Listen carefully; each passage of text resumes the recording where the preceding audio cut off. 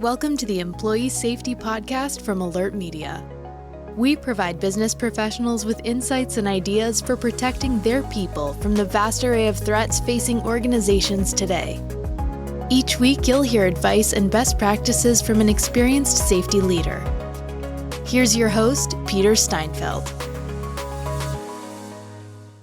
Welcome to the show. The winter season is rapidly approaching, so we invited back our friend and meteorologist, Jason Moreland, to give us his 2022 winter weather predictions. As Jason will explain, severe winter weather events are getting more dangerous and costly every year. You should prepare your people and your organization now before the temperatures drop. Jason will walk us through what to expect this winter and beyond, give tips and best practices for mitigating risks, and recommend the best resources to keep you informed. Let's listen in. Jason, welcome back, my friend. It's always great to have you on the show. Oh, thank you so much, Peter, for inviting me back on today. I'm just thankful that we made it through that somewhat turbulent hurricane season, but I'm glad to say that we've at least put one weather hazard behind us for at least now. Indeed we have. Yeah, no kidding. Well, before we get into the nitty-gritty, what are the most important things that organizations should understand about this next season we have, which is winter weather season? Well, first, I would say that winter weather can be incredibly difficult to forecast, even compared to some of those other weather hazards like tornado events and even landfalling hurricanes. In fact, we can often see major forecast adjustments leading up to and even during major winter storm events. And so that's going to be something that we're going to have to be watchful for over the next several months. And it's going to be really important to have at least one person within each company closely watching the forecast for all of their staff. And then second, I would think that it's pretty easy for the general consumer to misinterpret maybe some of the weather trends that we've seen during some of the prior winters. For example, there's been a general increase in temperatures, and oftentimes we're dealing with temperatures at least 2 to 4 degrees warmer than average for the entire course of the winter season. And so that would maybe lead some to believe that winter storm impacts are on the decrease, but instead we're actually seeing just the opposite. We've seen an increase or an upward trend in the number of significant snowstorms along the northeast U.S. coastline. And we're also seeing some major cold blasts that can extend well into the southern U.S., including the deep freeze event that we saw in deep South Texas in February of 2021. Ooh, don't want that again. But now that you say that, can you give us a quick reminder of what we saw last winter and any lessons learned? So to start off with what happened last December, I think many across the eastern two-thirds of the country were wondering if they were even going to see a winter for that year, because much of the central and eastern two-thirds of the country were well above normal, basically anywhere from the Rockies eastward towards the East Coast. We saw 10 states, in fact, across the central and southern U.S. experience their warmest December on record. So it was a much warmer than normal start to the winter season. And then right at the flip of a switch, it seemed like from late December into January, we saw the pattern reverse across the central and eastern U.S. with cooler than average conditions across the Great Lakes, Ohio Valley, and Northeast. As we got a little deeper into the winter, February was a bit of a mixed bag. But for the winter season as a whole, much of the U.S. experienced a milder than average season. But even with that warmer than normal winter, we saw several notable winter storm events. So what you're saying is the weather continues to be fickle.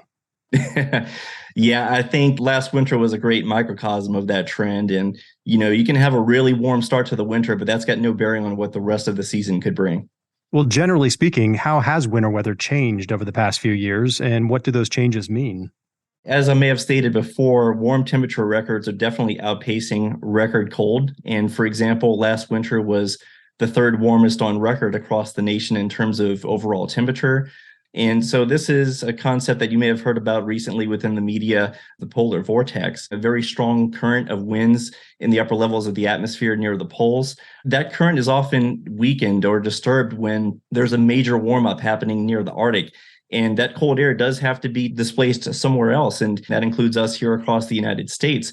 So although we're seeing prolonged periods of warmth, we're also getting major cold shots that can often last 1, 2, maybe 3+ weeks at a time there. So we can definitely see major winter weather even in an overall warmer climate. Do you have any more specifics that you can share on what we can expect from this year's winter season? For this year, it's looking like it's going to be a third consecutive La Niña. So the winter weather forecast may look very similar to what we've seen ahead of the last two winters. We're still dealing with a 22-year mega drought across much of the West. And really, it's the winter and spring months in which we can usually expect the majority of annual precipitation. And unfortunately, much of the winter into the spring is looking to be both warmer and drier than normal. So we're likely to see those water reservoir levels continue to deplete as we head deeper into early 2023. And that could also have some negative influence on whether or not there's going to be water restrictions as we head into the spring and summer months. For the Pacific Northwest, it could be a bit opposite side of the spectrum there. So cold and wet is really the story across the Northwest US, and the same can be said across much of Western Canada. As we start to head a little bit farther toward the east, the Northern Plains also looks to be much cooler than average, and there could also be multiple opportunities for significant snowfall events. Across the Southern Plains and the Southeast United States, so we can expect a continuation of warmer and drier than average conditions. This could be an unfavorable setup for wildfire activity, so that would be one thing to keep an eye on for later on in the year. And then finally, as we get into the Ohio Valley, the Great Lakes into the Northeast, this could be a mixed bag, so to speak. So it's almost equal chances of whether or not we see an above average or cooler than average season in terms of those temperatures. And that's also going to set up as the battleground where a lot of storm systems are likely to progress across the country. So if you have interest across the Mid-South into the Ohio Valley, this is one of those prime areas where we often see mixed precipitation, oftentimes in the form of freezing rain or sleet, which can arguably be more detrimental to transportation than even heavy snowfall. So that would be one thing to look out for. And then across the Northeast, again, a mixed bag of conditions, but given trends that we've seen over the last few years, even in a warmer than average winter, there's still likely to be at least 2 to 3 high-end winter storms this year.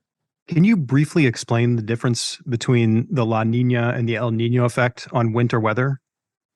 So La Niña is nothing more than a broad area of cooler than normal water temperatures to the west of South America within the equatorial Pacific. And these broad-based changes in water temperature can have a large influence on the jet stream across the northern hemisphere. So the jet stream is typically weighted across the northern half of the country. So that leaves much of the southern third of the US drier and warmer than average, especially across the southeast, where we often have a high pressure cell that sets up and that causes more stable weather conditions, at least for the bulk of the winter months. But as we head a little bit farther toward the north into the northern Rockies, eastward through the Great Lakes, the jet stream is likely to remain very active with a lot of Pacific energy and a lot of Pacific moisture heading into those regions. And so there's going to be multiple opportunities for winter storms in that area. How do you think winter weather could impact employees? I know you touched on this a bit before about just mixed precipitation being pretty deadly, but what else should organizations look out for to warn their employees about? So each and every year, there's approximately 2,000 people that are killed in auto crashes related to snow or icy roadways. And an additional 200,000 people are left injured from different auto incidents. So, a lot of people think that this is just a northern US problem, but in actuality, about 70% of the US population lives in what we consider to be a snowy region. And that doesn't include parts of the Mid-South that do get occasional snow and ice events like Texas, Mississippi, Alabama. The list goes on there. So auto crashes are definitely going to be something that's going to be on the rise over the coming months.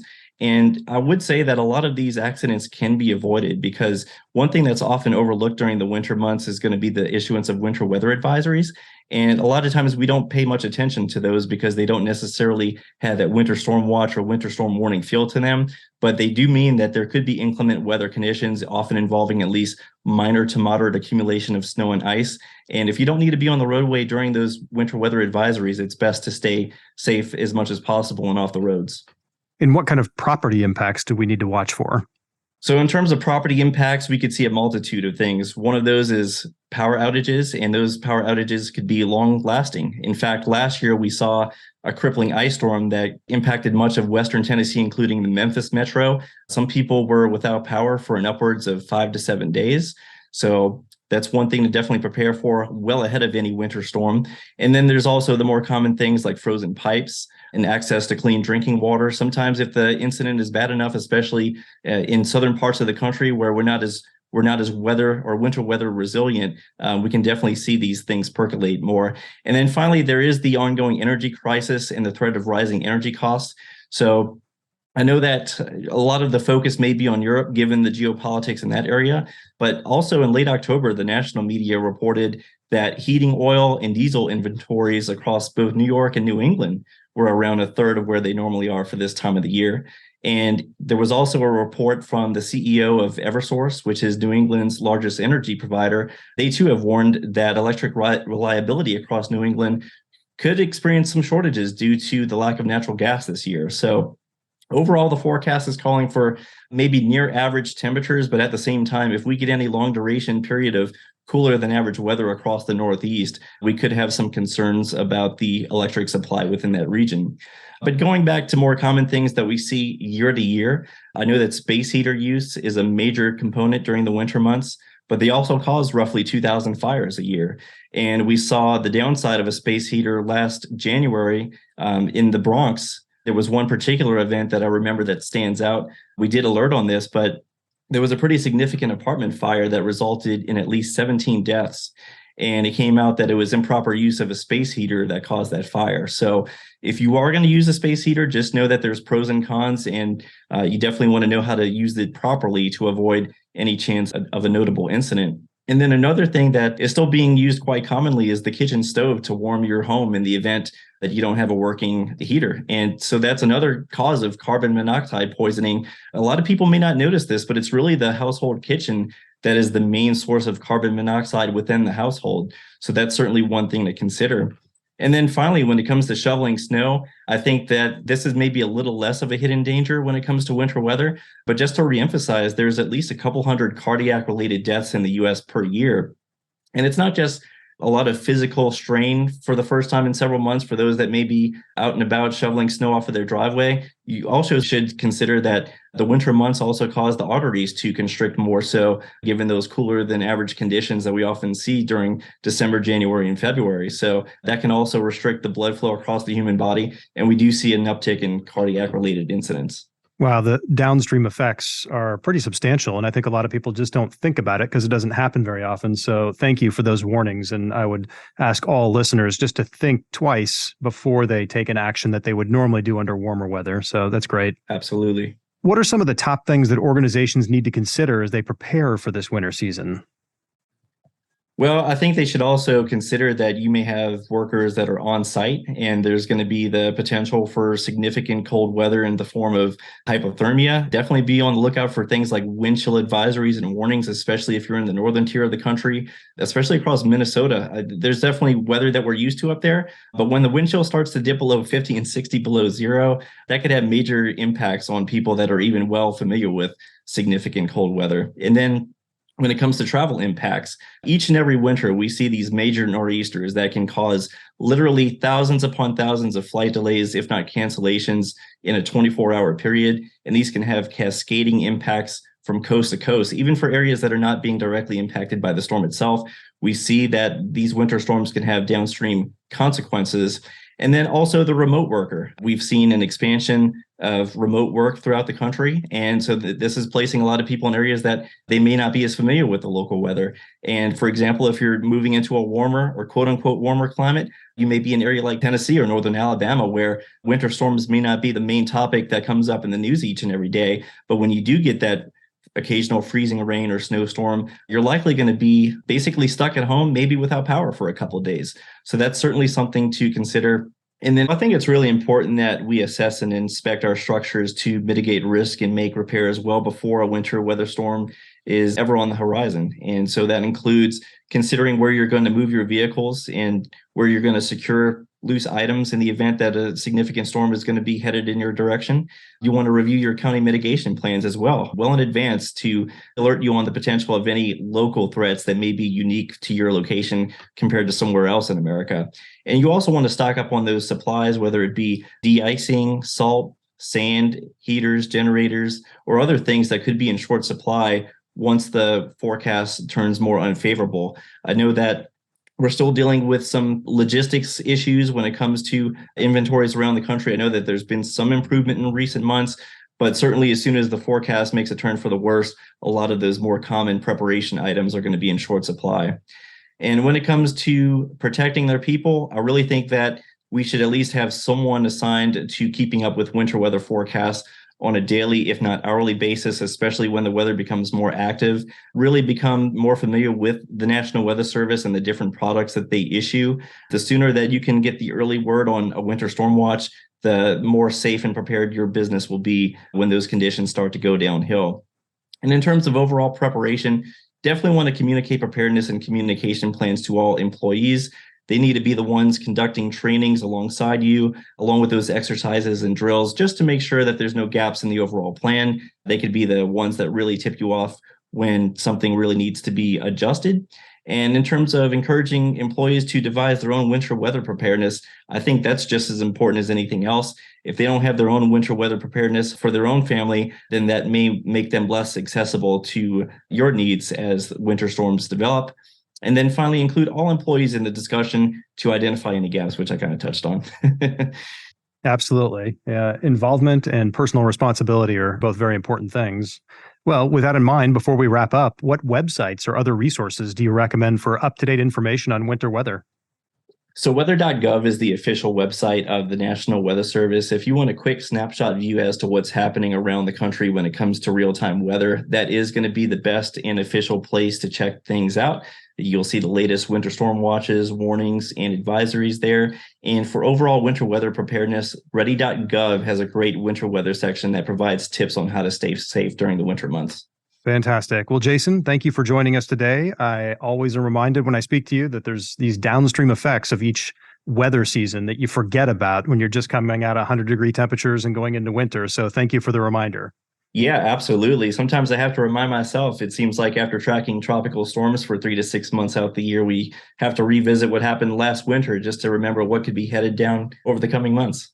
That's right. Tend to get stuck in the now instead of thinking about the future. Well, if any of our listeners want to connect with you or have follow-up questions, how can they track you down?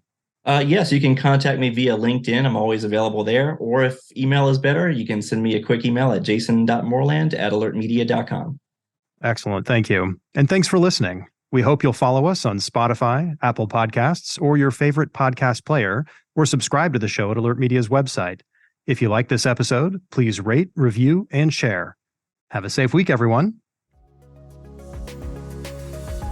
Thank you for listening to the Employee Safety Podcast from Alert Media, the industry's most intuitive emergency communication and threat intelligence solution. To learn more about how to protect your people and business during critical events, visit alertmedia.com.